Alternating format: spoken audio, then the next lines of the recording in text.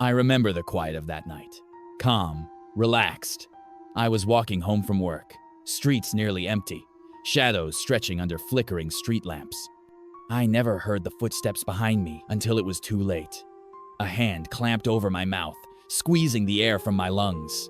The world tilted sideways, everything sharp and wrong. I struggled, but the hand was relentless, dragging me into darkness.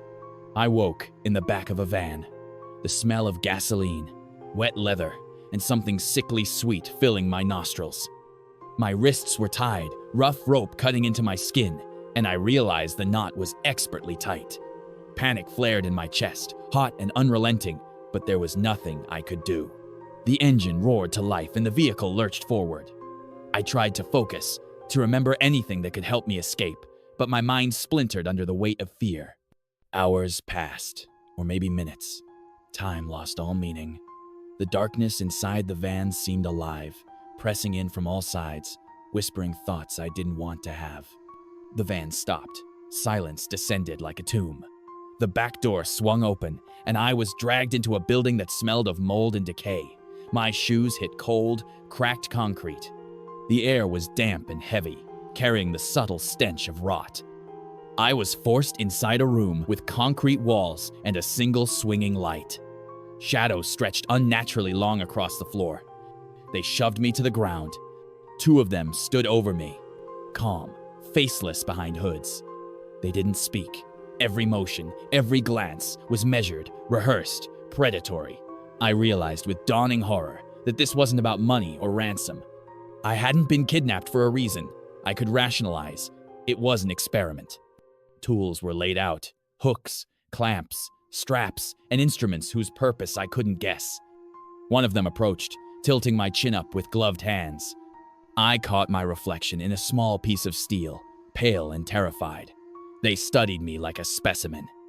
Then they began. Not with knives or guns, but with restraint, with control, with the patient bending of a will. My arms were pulled and tied to hooks in the wall. Pain shot through me as I struggled, muscles screaming, but their hands were gentle in their cruelty, testing limits without breaking me. It wasn't just physical. The changes came first in perception, the way air felt thicker, almost viscous, as though I were breathing through molasses. Shadows began to twitch, move independently of any light. I started to see them in my peripheral vision, dark forms that flitted away when I looked directly. Every whisper of movement, every brush of sound against my skin made me jump. My mind unraveled as they manipulated not only my body, but my fear itself. They introduced new horrors. I'd close my eyes and see my own death in intricate detail, faces twisted in pain, hands reaching out of walls, impossible angles of motion. Each day they tested my limits. The effect of isolation, of hunger, of sensory distortion. They would whisper through the walls, the sound traveling through concrete. Soft, incoherent, but imbued with a presence I could feel pressing on my bones. Every second stretched, every heartbeat thundered, every breath felt like an eternity. When the opportunity came, I almost didn't recognize it. One of them left the room, door closing carelessly. I seized the moment, testing the knots at my wrists and legs. Finally, a small slack emerged. My body crashed to the ground with a jolt of agony, scrapes and bruises burning along my skin. But I crawled, free enough to move. Concrete bit my palms and knees, but I didn't care. I could hear them moving again, approaching, boots echoing in the hollow spaces.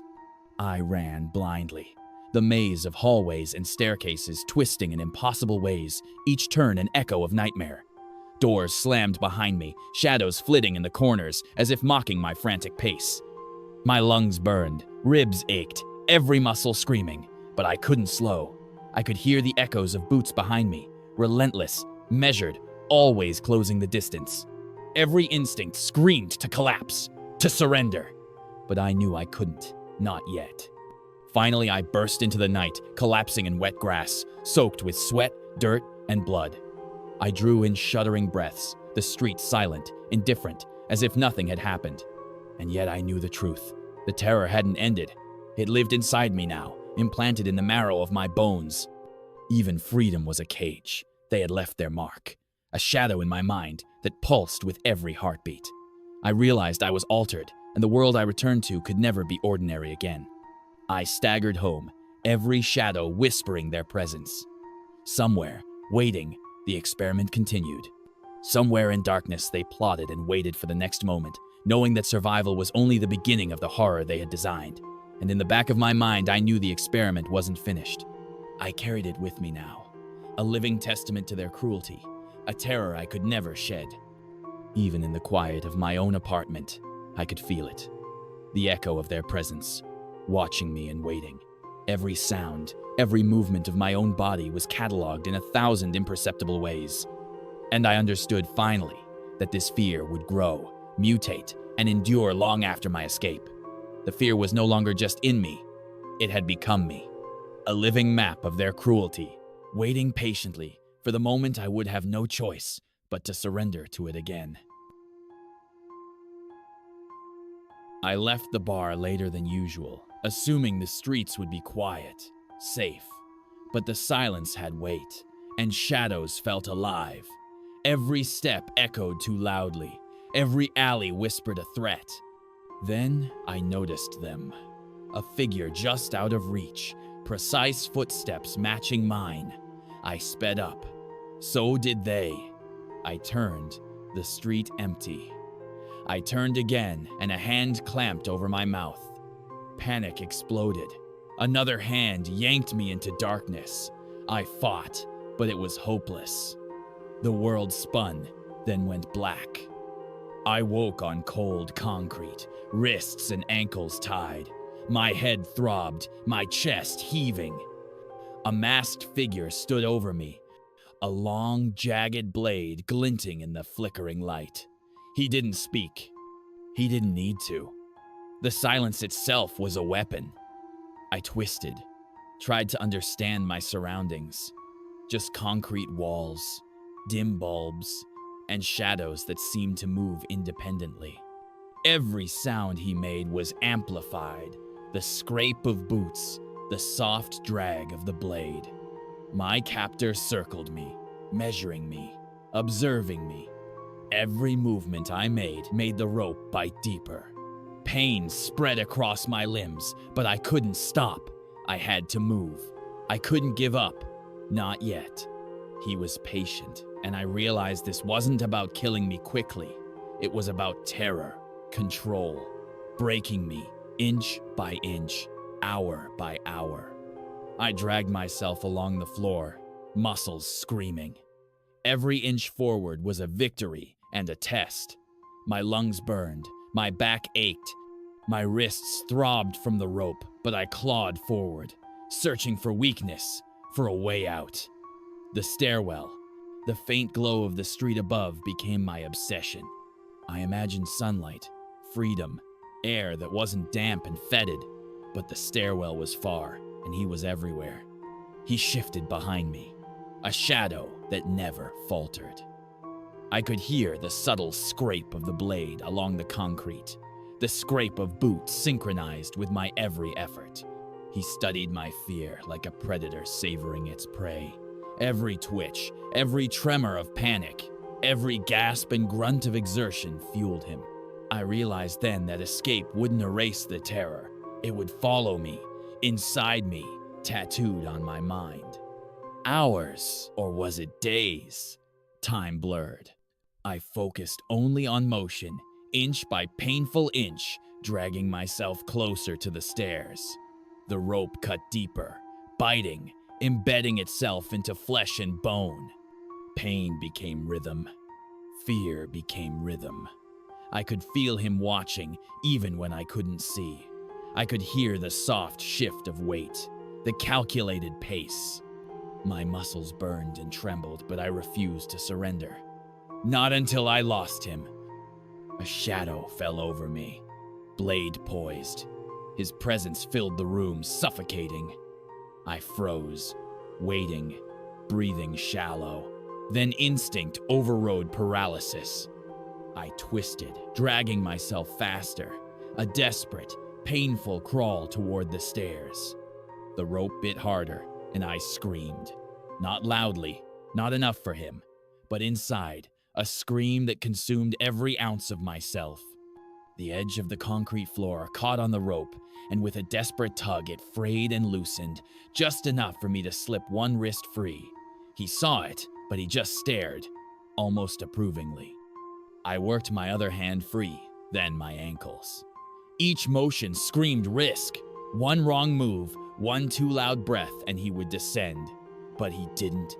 He watched, patient and cruel, letting me make the slow, trembling progress. By the time I reached the stairwell, I was partially freed from the ropes.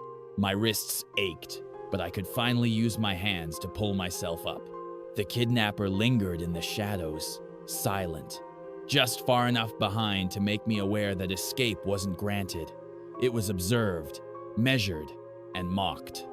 I stumbled into the street, sweat, dirt, and pain gripping every inch of me. The world looked the same, but I was altered. The darkness had followed me out. Every passing figure, every shifting shadow, every whisper of movement reminded me of him. The ropes, the basement, the blade, they were gone, but I carried the hunt inside me. It pulsed with every heartbeat, a constant rhythm of fear. I realized, finally, that survival didn't mean safety. Escape didn't mean freedom. I had been sculpted, forged into something else by his cruelty, his obsession. And somewhere, out there, in the endless night, he waited, knowing the game wasn't over, knowing that I would always carry the terror he had so carefully implanted. I escaped, but the terror wasn't mine to shed. It had fused with my bones, followed me into light and day, and I knew, one way or another, he would reclaim what he had carved from me. I first noticed him at the bus stop. A man standing too far back, always in the periphery, face partially shadowed by a baseball cap. He never boarded, never spoke. He just watched. Maybe he lived nearby. Maybe he had somewhere else to be. But then I began seeing him everywhere. At the grocery store 2 aisles over, pretending to check expiration dates. On my walk home, 20 paces behind, his shoes crunching on the same cracked pavement. Even once outside my apartment building, reflected in the glass door as I struggled with my keys. By the time I got upstairs, locked every bolt, I could still feel him staring through the door. My sleep grew shallow, haunted by the thought of that cap in every corner of my room. I called friends, but their voices carried that careful distance, the kind people use when they don't believe you but don't want to sound cruel. I told myself, maybe they were right. Maybe paranoia had sunk claws too deep into my skull. Then came the notes. Small scraps slipped under my door, scrawled in blocky handwriting. You dropped something. You forgot to lock the window last night. I tore them up, flushed them down the toilet, tried to erase the words from my mind. But the next morning, a new one would be waiting, sometimes inside the apartment. One night, I awoke to a noise in my kitchen. My throat tightened as I slid from bed, heart hammering so loud I thought it might give me away. I grabbed the heaviest thing within reach, a lamp, and crept down the hallway. The refrigerator light glowed faintly, spilling across the tile. A cupboard door was ajar. I could smell him, sweat, old cologne, stale cigarettes, but he was gone.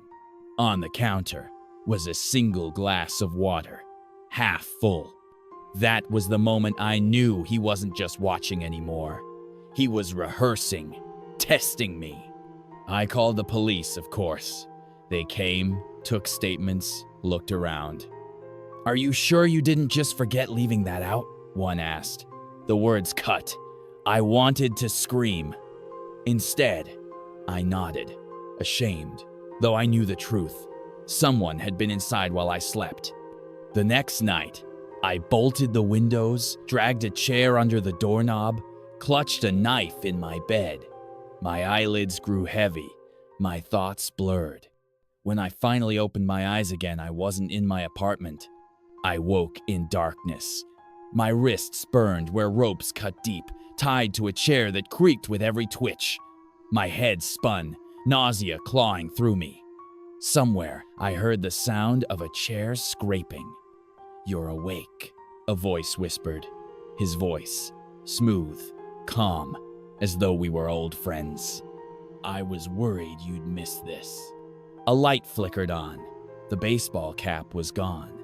His face was ordinary, painfully ordinary, the kind you'd forget in a crowd. And that terrified me more than anything, because it meant he could blend anywhere, vanish anywhere. He smiled faintly, like he was proud of me for realizing. I tried to speak, but my throat was dry, voice broken. He leaned closer, placing a finger against my lips. "Shh, don't ruin it. I've been planning this for so long." On the table beside him lay photographs, hundreds of them. Me on the bus, me unlocking my apartment door, me sleeping in my bed. Some taken from angles I didn't understand until I noticed one showing me brushing my teeth. Bathroom mirror behind me. He'd been inside dozens of times. The reality settled into my bones like ice. This wasn't a kidnapping of impulse. This was the end of something carefully constructed. He circled me slowly, humming under his breath. "They never believe you, do they?" he said, almost pitying. "They think you're paranoid, dramatic. But I believed you. I always believed in you." I strained against the ropes, flesh tearing where they bit into me. His hand brushed my shoulder. "Don't struggle. You'll only hurt yourself. And I don't want that. Not yet." He stepped away, rummaging through something unseen. A metallic clink. My stomach twisted as he returned, holding a roll of duct tape, a length of chain, and a small hammer. My breath came in shallow gasps. He tilted his head, studying my terror like it was art. And then somewhere above us, a door slammed, heavy, sharp. His face froze. Silence hung heavy in the air. Another slam, this time closer. His eyes flicked toward the stairwell. For the first time, I saw hesitation in him, panic even. He muttered something, shoved the hammer into his bag, and extinguished the light. Darkness devoured everything again. I sat in that black silence, muscles trembling, ropes digging deeper, waiting for him to return. Minutes crawled. Hours. No sound but my own shallow breathing. When I finally worked myself free, skin raw and wrists slick with blood, the room was empty. His chair, his tools, his photographs, all gone. Only the rope and the faint smell of cologne remained. I staggered up the stairwell, every creak a gunshot in my ears, every shadow a threat. When I finally burst into the night, the street stretched silent and empty. I made it home, though I don't remember how. Even now, safe in my locked apartment, I can feel him. The weight of his eyes, the careful patience in his planning. He let me go. I know it. He wanted me to escape, to carry the fear like a gift he could return to whenever he chose. And then in the silence of my apartment, I saw it on the counter. A glass of water, fresh, beads of condensation sliding down the side. My knees almost give out as the truth settles cold and permanent. I never escaped at all.